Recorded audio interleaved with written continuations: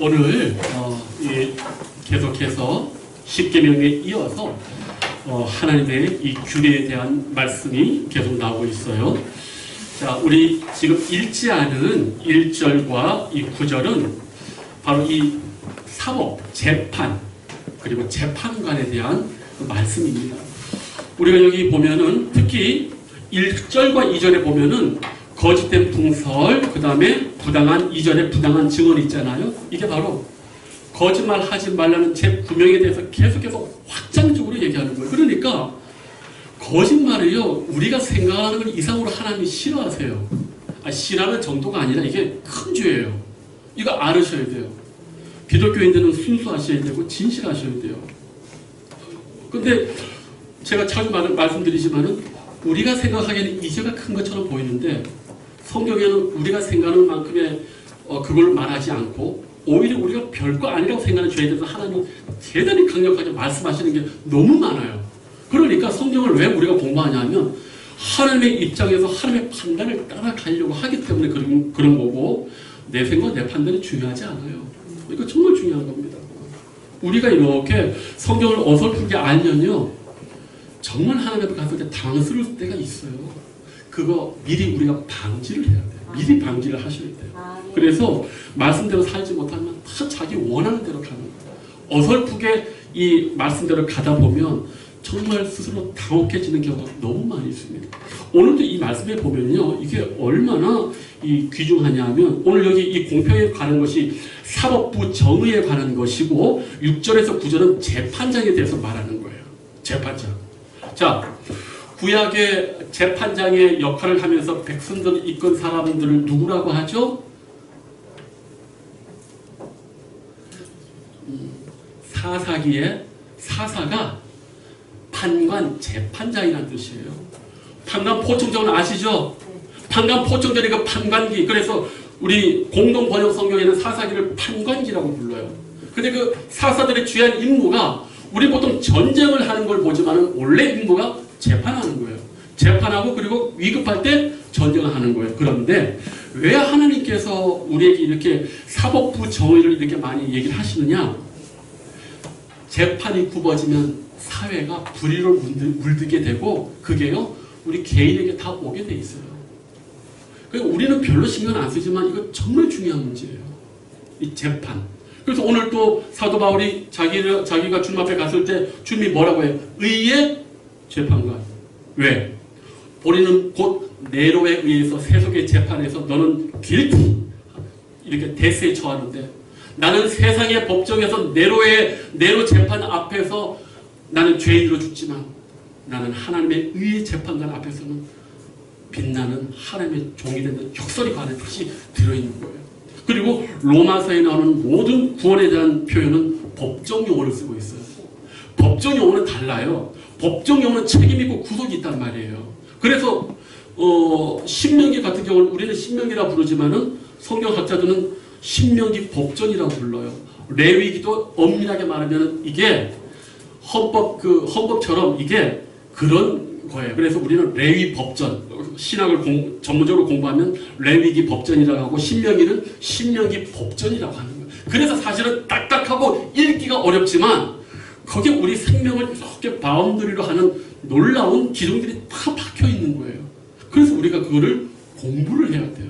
알아야 된단 말이에요. 그래서 오늘 이렇게 보면은 하나님께서 이 재판장들에게 제가 뭐 그렇게 많은 인생을 살고 지혜가 이렇게 많다고는 하지 않지만 제가 제 개인적으로 내가 이거 안 되는 게 낫겠다고 생각하는 두 부류가 있어요. 정치가하고 그 다음에 이 재판. 왜요? 이거는 판결을 굽게 하고 거짓을 가지고 하면은 하나님의 진노가 제가 느끼기에는 엄청나요.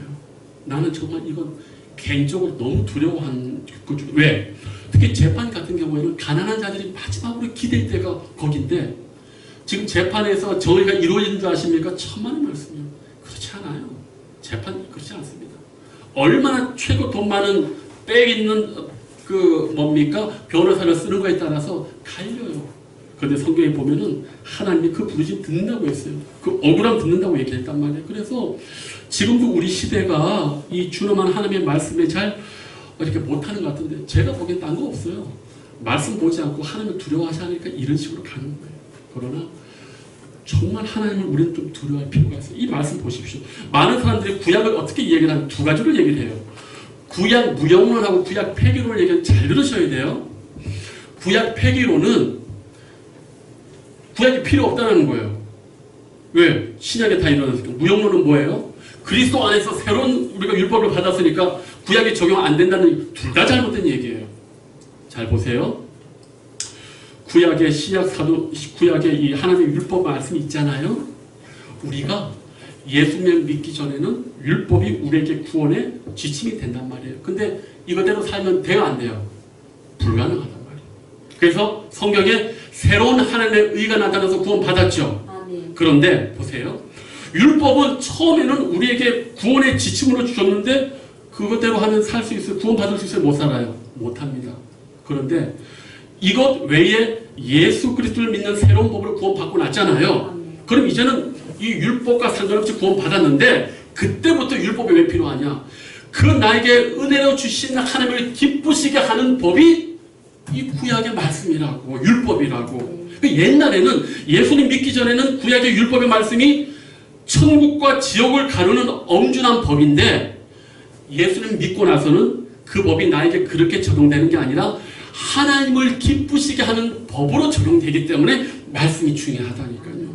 이거 좀 이해하기 어려워요. 그러나 들어주셔야 돼요. 그러니까 하나님 말씀은 버릴 게 하나도 없어요. 저는 사실은 사도 바울의 서신하고 구약을 아주 좋아하는 사람 중에 하나. 왜? 말씀 볼 게 너무 많고 은혜로운 일이 너무 많고 뭐 위인전 저리 가라요.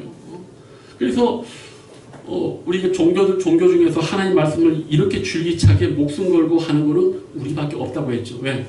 이웃 종교 불교는 이걸 뭐라고 해요? 방편이란 말을 써요. 그 사람들은 열반을 니르바나라고 얘기하거든. 언덕이에요. 자, 근데 그 언덕 같은 뭘 써요? 배를 타고 간단 말이에요. 그러면 언덕에 딱 이르면 배가 필요해요? 안 필요해요? 안 필요하지. 그 배를 자기들은 경전이라고 얘기해요. 그러나 우리는 하나님 말씀을 그렇게 취급하지 않아요. 그죠? 천지는 없어지겠으나 하나님의 말씀은 1.1도 없어지지 않아요. 내가 하나님의 말씀을 이렇게 약화시키는 우리 예수님께서 하나님 말씀을 더 온전하게 하신다.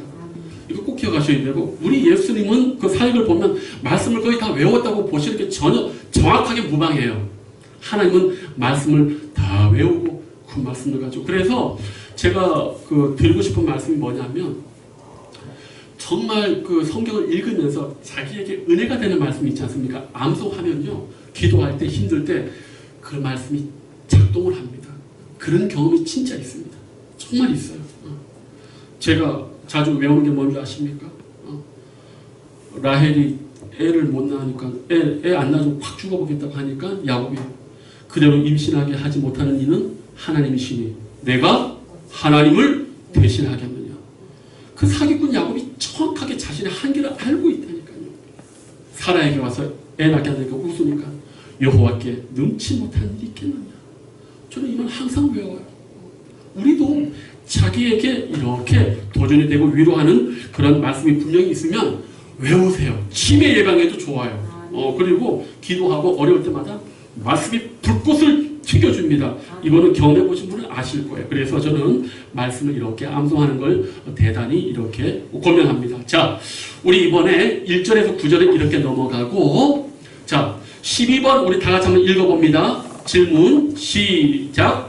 여기에 나타난 규례 가운데 어떠한 것이 우리 사회에서 가장 시급하게 필요하다고 생각하는가?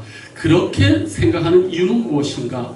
자, 우리가 지금 1절에서 9절까지는 그 거짓말 하지 말라 그거 하고 그 다음에 재판장들 뇌물로 판결 굽지 말라고 하고 그 다음에 10절에서 요 13절에는 안식년과 안식일이에요. 자, 보십시오. 제가 하나 말씀드릴 게 있는데 안식년이 왜 중요한지 혹시 성경에 아주 중요한 사건이 안식년과 관련해서 있는 거 혹시 아십니까? 안식년을 가지고 우리 하나님께서 아주 엄청난 말씀을 해주셨어요. 안식년 때문에. 오, 그거 깨달은 것도 대단하신 거예요. 그거 깨달으신 것도 아주 대단하신 거예요. 그런데 안식년이 왜 중요하냐면 여기에 자, 우리 역대하 36장 21절 한번 펴보세요. 구약 709면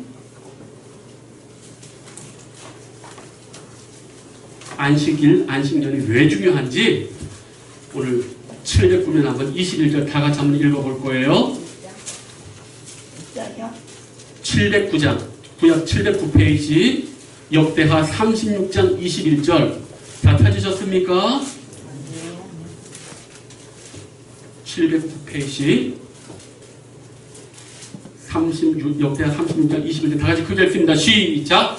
이에 토지가 황폐하여 땅이 안식년을 누림같이 안식하여 70년을 지냈으니 여호와께서 예레미야의 입으로 하신 말씀이 이루어졌더라.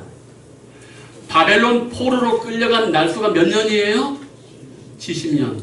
그런데 이 역대하의 기자는 그 70년을 어떻게 계산했느냐? 이스라엘 사람들이 하나님의 율법의 말씀을 어기고 안식과 안식년을 지키지 않은 것을 그대로 여기서 돌려받게 하시거든. 그러니까 인간 중심적인 사고를 버려야 되는 거예요. 왜? 이때 당시 유대인들이 어떻게 했느냐? 자기들은 교회에 가서 예배 드리고 종들을 시켜가지고 농사 짓고 가축 기르고 돈을 벌었어요. 기록에 의하면.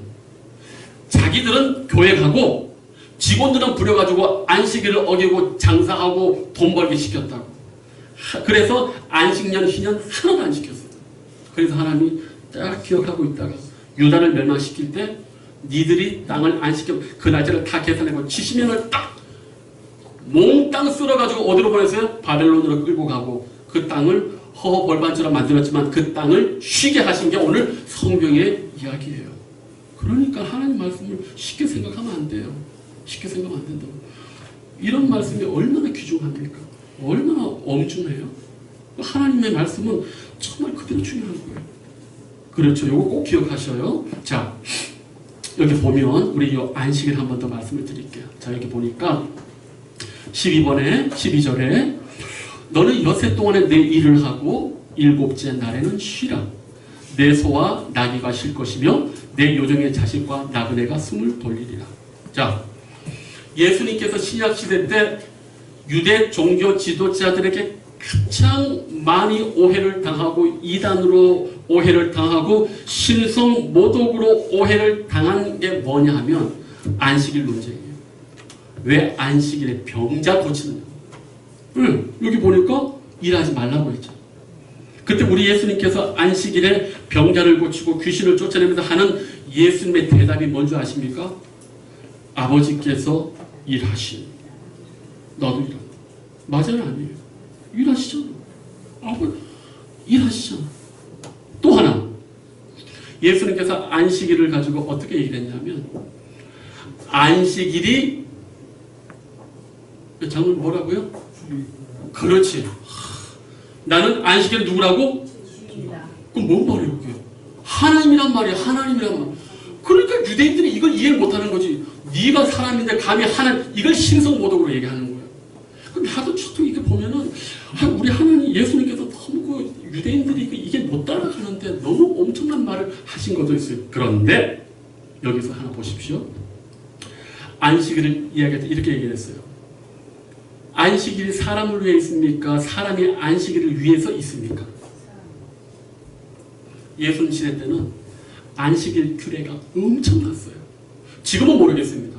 고신 측에 우리 한국에서 교파 중에 가장 보수적이고 이렇게 좋게 말하면 보수적이고 좀 나쁜 말은 좀 꽉 막히신 데가 있지. 어디예요? 고신. 사모님 고신 측이죠. 아니, 죄송해요. 우리나라 최초의 주석을 쓰신 분이 연동교회 이성희 목사님의 아버지 이상근 목사님을 내가 알고 있어요. 둘째가 박윤선 교수님이에요. 제가 처음으로 주석을 그 박윤선 주석을 봤는데 박윤선 교수님이 주일날 교회에 어떻게 설교를 하려고 그 교회를 떠나가지고 서로 왔다가 돌아가서 아주 그냥 온판 소리 났대요. 어디 주일날 돌아다니냐고. 어디 주일날 돌아다니냐고.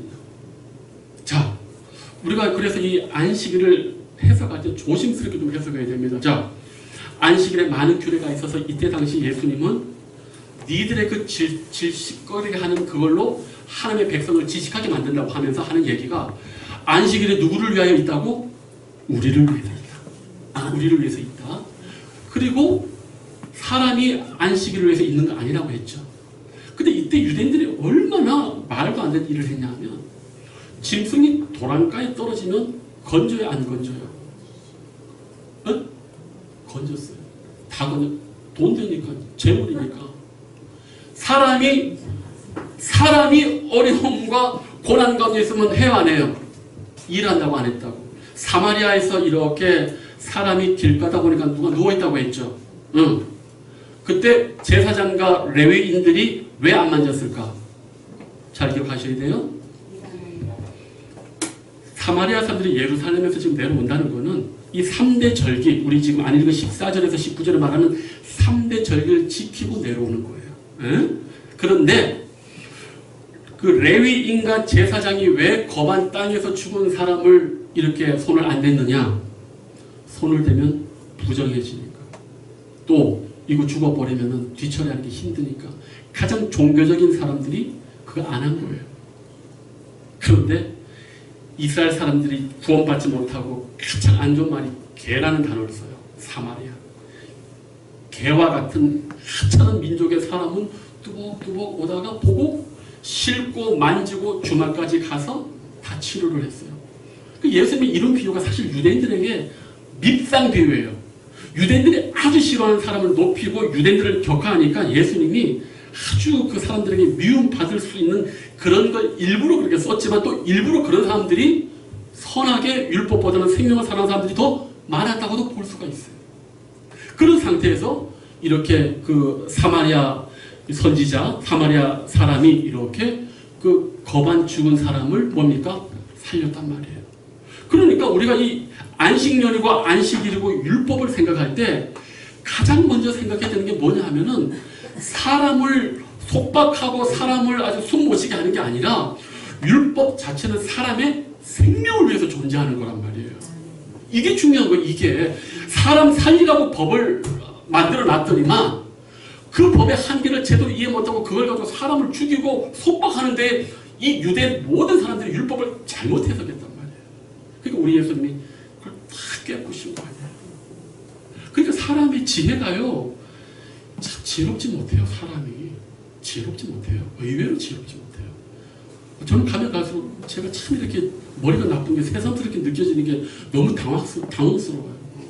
그래도 우리 장신대가 그렇게 얘기하지 말아야지. 우리 그래도 가장 신정사님 우리가 그래도 공부 제일 잘하는데 목사들 중에서 들어가기도 제일 힘들고 자부심 있는데 목회를 하고 보니까 내가 그렇게 머리가 좋은 게 아니더라고요. 그걸 깨달을수록 은혜가 많아지고 그렇다고 여러분은 지금 저를 그렇게 무시하시면서 한솔 아래로 보시면 안 돼요. 그냥 같이 좋게 봐주셔야지. 우리 모두가. 그렇기 때문에 우리가 은혜가 필요한 겁니다. 자, 이제 세 가지 절기로 한번 들어가 볼게요. 자, 이스라엘은요 무슨 일이 있어도 남자들은 1년에 3번 성전에 가서 예배하고 하나님께 얼굴을 보여야 됩니다. 자, 이스라엘의 3대 절기 우리 다 같이 아시죠? 첫째가 6월절. 우리 다 유능하니까 영어로 잘하는 패스오버. 죄송합니다. 어쨌든 둘째 6월절 다음에 뭐가 있죠? 6월절 다음에 맥주죠. 그 다음에 초막절. 자, 그런데 6월절이 왜 중요하냐? 6월절이요 이스라엘의 모든 종교력의 첫 달이에요. 이거 기억하셔야 돼요. 이스라엘의 모든 종교력의 첫째가 이 6월절로부터 1월 우리 음력이 있잖아요. 이스라엘의 모든 종교의 역의 첫째가 바로 이 6월절로부터 시작합니다. 자, 그런데 6월절이 신앙적 의미, 신학적 의미로 제가 봤을 때는 가장 커요. 왜? 나는 너희를 애굽에서 종되었던 그에서 끌어냈다. 6월절이에요. 그리고 6월절 어린 양이 누굽니까? 예수님이에요. 6월절 어린 양이 예수님이라고. 그러니까 이스라엘 백성들이 그렇게 수천 년간 양을 잡았음에도 불구하고 정작 하나님의 아들이 나타났을 때는 알아봤다 못 알아봤다? 그거 못 보고 영적으로 보고 맨날 그냥 양만 죽이고 말아버린 거예요. 우리가 교회를 다니고 신앙생활을 하는데도 못 깨달으면 이런 어리석은 삶을 살 수 있다는 말이에요. 그래서 말씀을 듣고 예배 드리는 것보다 더 중요한 거면 영적으로 깨닫는 게 있냐 없느냐가 더 중요한 거예요. 응? 그렇게 신앙생활 많이 해도 깨닫는 게 없고 내가 죽어지는 게 없고 예수를 담는 게 없다. 그게 유대인들이랑 우리랑 뭐가 다르겠어요? 뭐가? 그죠? 자, 그리고 이것이 바로 6월절인데 근데 성도님들이 헷갈리는 게 있어요. 6월절은 뭐고 무교절은 뭐냐? 같지 않아요. 원래는 따로 절기예요. 6월절은 그날 딱 죽이잖아요. 그리고 무교절은 일주일 동안 시작되면서 누룩 없는 떡을 먹는 거예요. 근데 이 두 개를 같이 이렇게 이해를 하게 돼 있잖아요. 근데 6월절에 우리가 꼭 기억해야 될 것이 있습니다. 6월절에 여러 가지 상징적인 사건이 많이 있지만 꼭 기억해야 될 게 뭐가 있을까? 6월절. 이스라엘은 도대체 6월절을 지키면서 무슨 신앙의 생각을 할까? 출애굽? 어린 양. 먹는 음식은 또 뭐였죠? 누룩 없는 떡하고 무슨 나물? 쓴 나물. 편안히 먹어요? 급하게 먹어요? 급하게 먹어요. 제가 한번 먹어봤는데 배웠던 것에서 네, 우리를 출애굽 시켜준 거. 그렇죠. 네, 기억하라는 건가? 오케이. 그것도 좋아요. 자, 보세요. 우리가 어쨌든 출애굽은 그 6월절은 어디에서 어디로 옮겨진 거잖아요. 네. 기억하셔야 돼요. 우리가 세상에 속한 게 아니라 하나님에게 속해 있는 거죠. 네. 그리고 왜 쓴 나물을 먹겠을까? 고생인 거. 그렇지. 죄에 속박돼 있으면 큰 인생 산다는 거예요. 그리고 또 하나님의 은혜를 받기 전에 우리가 어때요? 쓴 나물 먹는 거예요. 그러나 하나님의 은혜를 다 경험하게 되면 이제 꼭 일주일만 먹는가 안 먹어도 되는 거고 또 그 쓴 나물은 뭡니까? 내가 하나님 앞에 구원받기 전에 은혜가 필요했던 나의 죄악의 상태를 늘 돌보고 지금의 내 모습을 감사하고 아까 우리 동영상 음악을 못 들었지만은 땡큐의 땡크가 감사라는 거 아니에요. 근데 그 땡크가 어근이 그 말의 기원이 뭐예요? 싱크예요. 감사의 말의 기본이 생각하는 거예요. 그러니까 하나님의 은혜를 기억하지 못하면 감사가 안 나오는 거예요. 그러니까 감사하지 못하는 사람들은 하나님을 생각 안 해요. 이걸 생각하시는 거예요. 자, 그리고 이제 우리가 또 알 게 뭐냐면 16절 한번 볼게요. 맥주절. 맥주절을 지키라. 내가 수고하여 밭에 뿌린 것의 첫 열매를 거두미니라. 자, 혹시 어느 분이 맥주절 혹시 맥주절에 대해서 혹시 우리 성도님들 우리 그 맥주 감사절 드리잖아요. 혹시 나는 맥주절에 대해서 좀 특별한 의미를 좀 이렇게 가지고 있다 혹시 생각하시는 분 있으신가요? 맥주절은 어떤 의미가 있을까요? 미국에서 나와서 그 첫 수확된 돌이 아닌가요? 그렇지. 그걸 감사로 하나님 앞에 기념하는 거. 오케이. 좋아요. 맞아요. 자, 보십시오. 맥주절을 드릴 때는요, 꼭 가나안 땅에서 난 것을 드려야 돼요.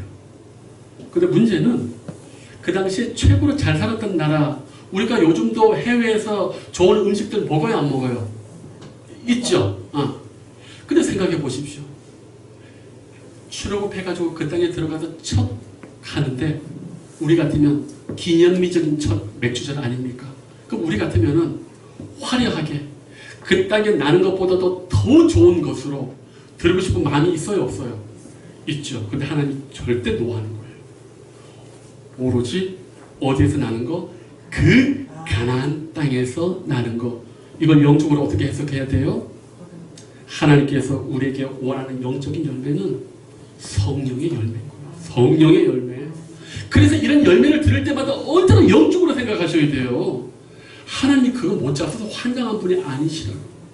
왜 꼭 거기에서만 나야 되냐? 너희가 구원받은 그 자리에서 하나님 앞에 열매 맺는 성령의 열매만으로 드리라는 영적 함의가 거기에 들어있단 말이에요. 예, 맥주절이. 이걸 꼭 한번 기억하시면 좋아요. 자, 그리고 마지막으로 오순절 제가 얘기 안 했죠. 자, 맥주절이 참 오순절이지. 근데 여기 되게 흥미로운 게 있어요. 맥주절을 똑같은 말로 오순절이라고도 하고 또 뭐라고 합니까?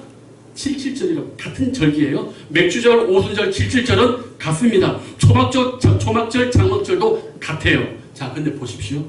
오순절, 신약시대의 오순절 사도행전에 무슨 일이 벌어졌지요? 그렇지요. 교회에 성령께서 공식적으로 임했잖아요.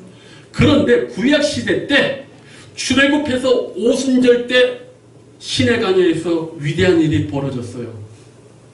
하나님의 모세를 불러서 율법을 수여한 데가 이 오순절이에요. 그 구약의 율법을 수여하는 오순절의 신약에는 그 말씀을 해석하고 그 말씀을 정확히 할 수 있는 성령께서 그 오순절에 탁 임하신 거예요. 그러니까 하나님의 역사에는 우연이 있다 없다?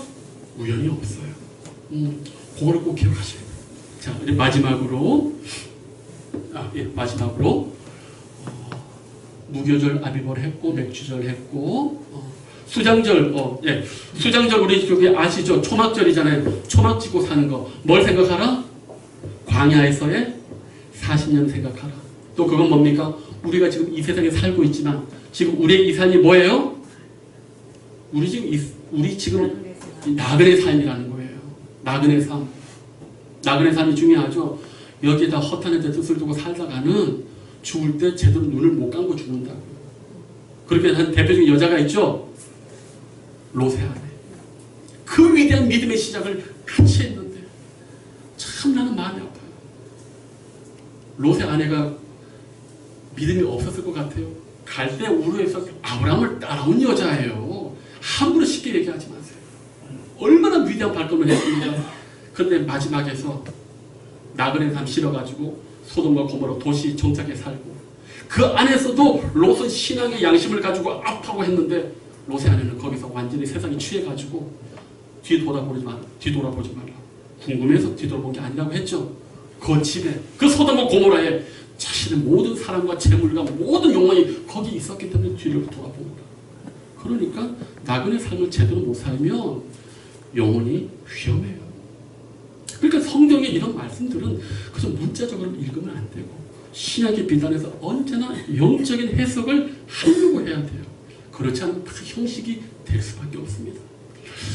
어쨌든 오늘 저는 이 구약의 출애굽의 이 세 가지 절기를 이렇게 말씀을 드렸는데 아주 중요한 것은 십계명이든 이 절기든 하나님께서 우리의 행복을 위해서 주셨다.